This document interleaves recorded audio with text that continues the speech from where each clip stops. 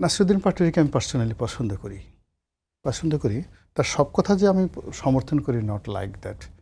কিছু কিছু কথা, যেমন মির্জা আব্বাসকে নিয়ে তার যে কথাগুলো, সেটা একটা সময় মানে সভ্যতা, ভব্যতা এবং ধৈর্যের সীমা অতিক্রম করেছিল।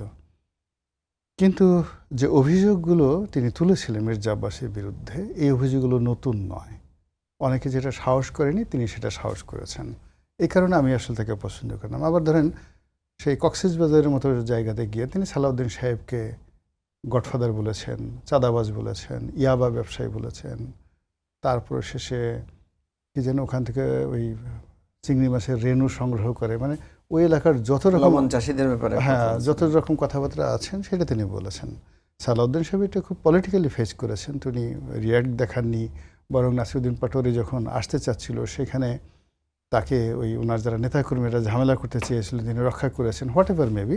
আবার পরে শুনলাম যে নাসিরুদ্দিন পাটোয়ারি নিজেই সালাউদ্দিন সাহেবকে টেলিফোন করে কি যেন খেতে চেয়েছেন। তো আমার কাছে এটা মানে ভালো লাগছে যে ইটস এ গুড থিং, রাজনীতির এরকম থাকা উচিত। তো এখন সবাই যদি তেল মারবে, সবাই যদি একই কথা বলবে, তাহলে তো রাজনীতির ভ্যারিয়েশন থাকে না। রাজনীতির মধ্যে নাহিদ এক ধরনের যোগ্যতা আছে, তারপরে নাসিরুদ্দিন পাটোয়ারির এক ধরনের যোগ্যতা আছে, তারপরে হাসনাত আবদুল্লাহ, এভরিথিং, আক্তার, মানে সবার এটা, এরা তো বিপ্লবী, সবারই একটা নিউ ডাইমেনশন আছে। এখানে আমি আছি, মঞ্জু সাহেব আছেন। আমরা নিজেরা বুঝতে পারি যে 2024 সনের জানুয়ারি থেকে বেশি দূরে যাওয়ার দরকার না, জানুয়ারি থেকে জুন জুলাই পর্যন্ত আমরা কি দুর্বিষহ অবস্থার মধ্যে ছিলাম।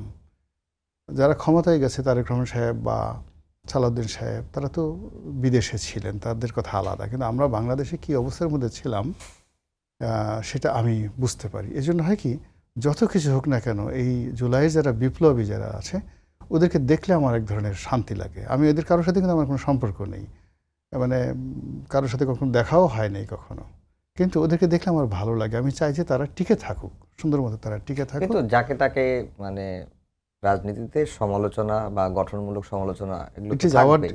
কিন্তু যাকে তাকে যেখানে সেখানে গিয়ে গডফাদার বলে ফেলা, এই জিনিসগুলো এই জিনিসগুলো আমাদেরকে, আমরা যারা সিনিয়র আছি, শিখাতে হবে তাদেরকে। এগুলিকে হুইপিং বলে। এর কারণ হলো ওদের যে বয়স, ওরা যে জিনিসগুলো দেখে, মানে ঘটনা তো ওরা মিথ্যা বলে না। আপনি যা বলছে, আপনি হয়তো এইভাবে বলা ঠিক হচ্ছে না। আপনার আসলে একটা জিনিস হলো কি, রুমের মধ্যে নিয়ে আপনার গালের উপর কষাই দুটা চল বসানো দরকার। এখন ভদ্রলোক মানুষ যারা কী করে, যে না এটা সম্মানিত মানুষ, এটা চল এইভাবে মারবো কেন, বরং একটু রুমের মধ্যে নিয়ে কানটা মলে দিই বা চলটা দিয়ে দিই, বা এটা বলি তোমাকে কিন্তু আমরা চল দিব। কিন্তু ইয়াং যারা আছে তারা কিন্তু ওটা বোঝে না, ওরা মনে করে এটা। তো এখন নাসিরুদ্দিন পাটোয়ারিদের বা ওদের যে বয়স, ওরা সব কিছু খুব মানে আলোর মতো সরল দেখে। আলো কিন্তু বাঁকা পথে যেতে পারে না, সরল দেখে। ওরা দেখে যে আরে আন্দোলন করলাম আমরা, ডিম খায় আর একজনে, ক্ষমতায় যাবো আমরা, মানে ডিম পাড়ে রাজহাঁসে, খায় বাঘ ঢাসে।